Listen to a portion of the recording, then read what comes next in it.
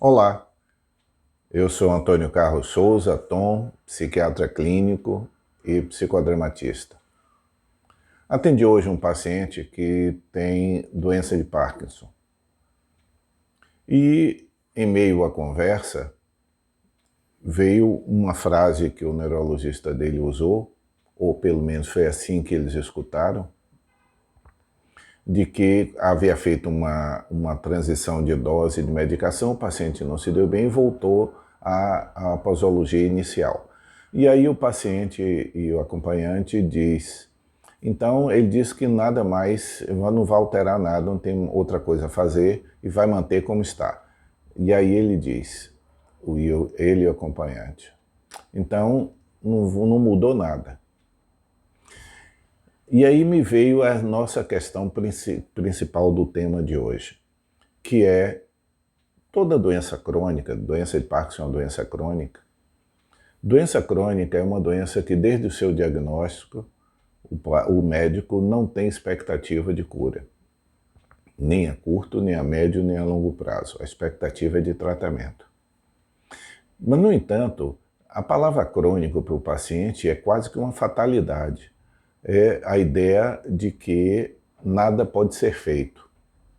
E se nós aplicarmos, saindo da medicina como um todo, em que a maioria das doenças tem essa conotação, não de cura, mas sim de tratamento, indo para a minha área específica de psiquiatria, na área de psiquiatria, quase que a totalidade dos nossos problemas de natureza psiquiátrica, eles são de natureza crônica. Isso, do ponto de vista médico, significa, a partir do momento diagnóstico, nós não temos uma expectativa que aquilo vai se resolver 100%. Para o paciente, essa sensação me lembra muito, quando a gente diz isso ao paciente ou isso é transmitido ao paciente, lembra muito o portal do inferno na Divina Comédia de Dante Alighieri. Quando ele vai entrando ao inferno, no portal do inferno está escrito: ó vós que entrais, deixai aqui toda a sua esperança. Então, do ponto de vista poético de Dante, a porta de entrada no inferno é quando a esperança é deixada para trás. Esse caminho, a partir do momento em que se deixa a esperança para trás, é o caminho do inferno. E ao paciente, ao escutar do médico de que aquela doença não tem cura, soa para ele algo parecido como dar uma entrada no pórtico do inferno de Dante. E aí nós podemos cair numa dicotomia bastante perigosa na área médica e bastante perigosa, mais especificamente, na área psiquiátrica. Ao deixar para trás toda a esperança, o paciente pode cair e os seus familiares naquilo que eu chamo de desespero da impotência. Já que não há cura, já que não é possível 100%, então não precisa ser feito nada. O outro lado dessa ponte, nesse outro lado está o que eu chamo de ilusão da cura, que é quando a pessoa, em função do desespero, da impotência, porque julga que por não ter cura, nada mais a fazer, muitas vezes a pessoa pode cair do outro extremo. É a ilusão da cura, buscar a qualquer custo, qualquer coisa que lhe seja dito que pode resolver aquilo. Então, o que é medicina e essencialmente psiquiatria? É um caminho do meio. Ele está entre o desespero da impotência e a ilusão da cura. O psiquiatra caminha, como médico caminha, não em um objetivo de cura, mas sim no objetivo do tratamento.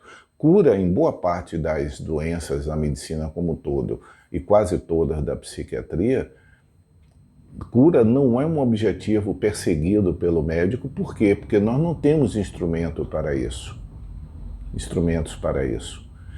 Mas isso nós não caímos no desespero da impotência, nós temos o tratamento, ou seja, a cura seria 100% de ausência de todos os sintomas.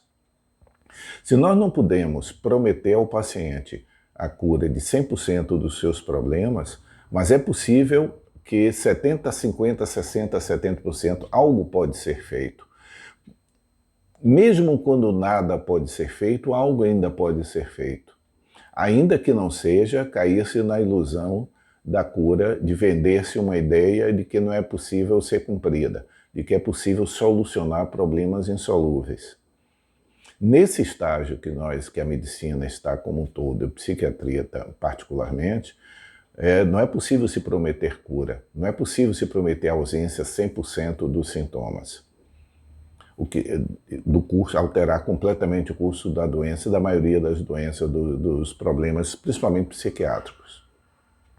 Mas isso é o caminho do meio. Nós temos que lembrar, entre um extremo e o outro, nós temos o tratamento. Há coisas a serem feitas, sejam medicamentosas, sejam psicoterápicas, sejam as outras ajudas possíveis, mesmo porque o tratamento psiquiátrico não se resume exclusivamente à psicoterapia formal e à psicofarmacologia, quer dizer, o remédio e a psicoterapia.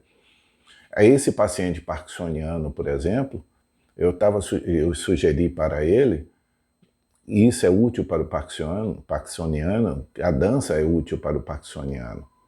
Ele precisa de uma fonoaudióloga para fazer treinamento da voz que ficou reduzida. Há várias outras coisas a serem feitas, além do exercício formal do remédio e da psicoterapia.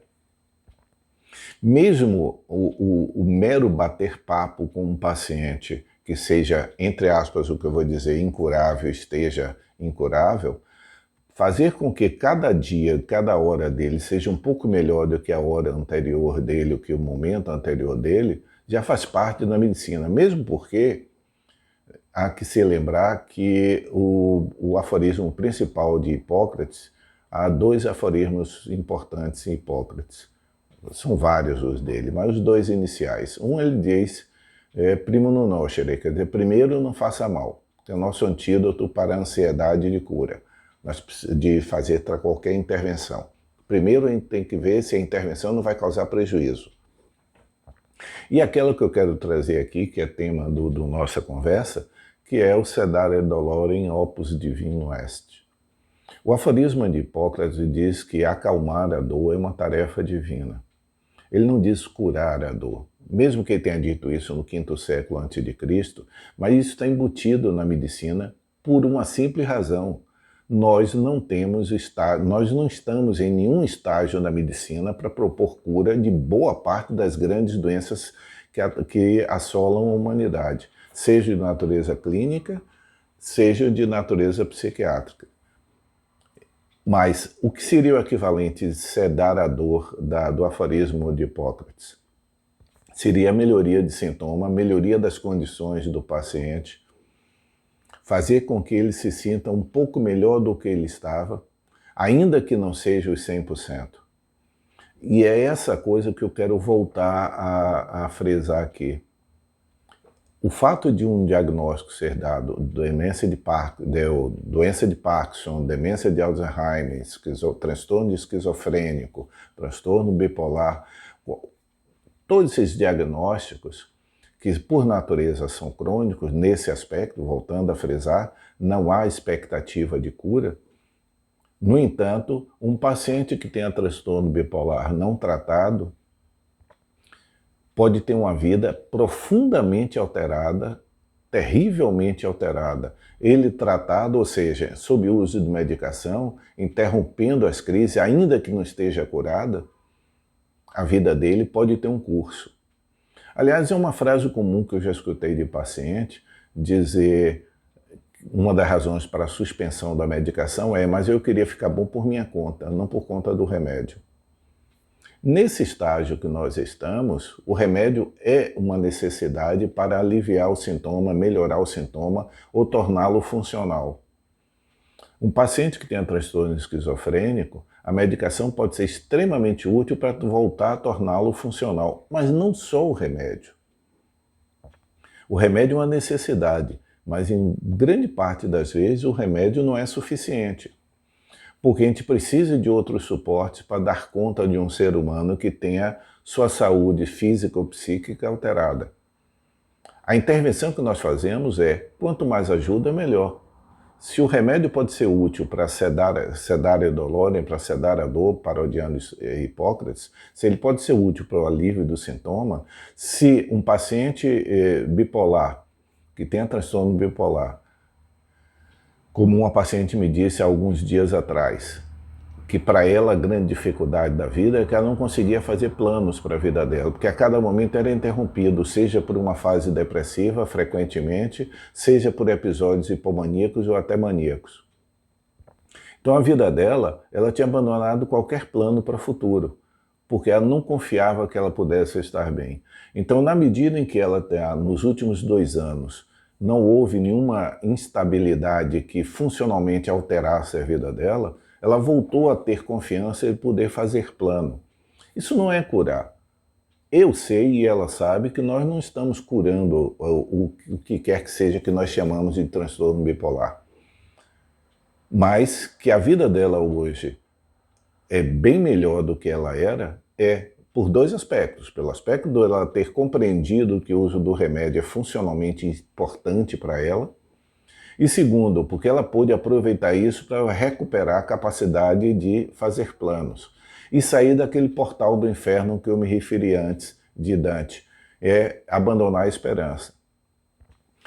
A medicina, e a psiquiatria particularmente, não pode se aliar ao desespero.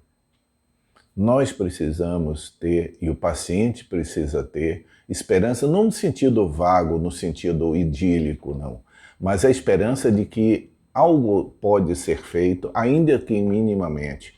Pequenas intervenções podem ser as únicas possíveis, mas são possíveis. Aí, nós não podemos colocar, como dizia um amigo meu há algum tempo, o ótimo não pode ser inimigo do bom. O ótimo seria a cura.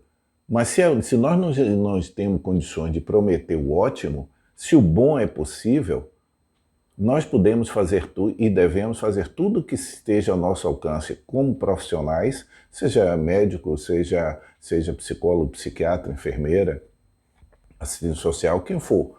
Quem na sua área de competência, na sua área de atuação, cruzar os braços é a pior de todas atitudes que nós podemos fazer. Ou transparecer ao paciente de que, como soou para o paciente, há nada mais a fazer. Sim, há. Desde dança, tai chi, ele pode ser úteis para ele, buscar uma outra ajuda de outra natureza, fazer pequenas alterações, fisioterapia para as mãos e para as pernas dele. Tem muitas abordagens que convergem para uma melhoria, que é isso o nosso objetivo. Espero que, como último vídeo do ano, nós possamos sair do portal de Dante, do inferno de Dante, e recuperar a esperança. Não porque simplesmente mudou o ano, mas porque sem essa capacidade de esperar alguma coisa, de expectar, né, de guardar uma expectativa positiva para o futuro, a vida se torna algo como da entrada no portal do inferno de Dante. Espero que haja sido útil para vocês. Tchau.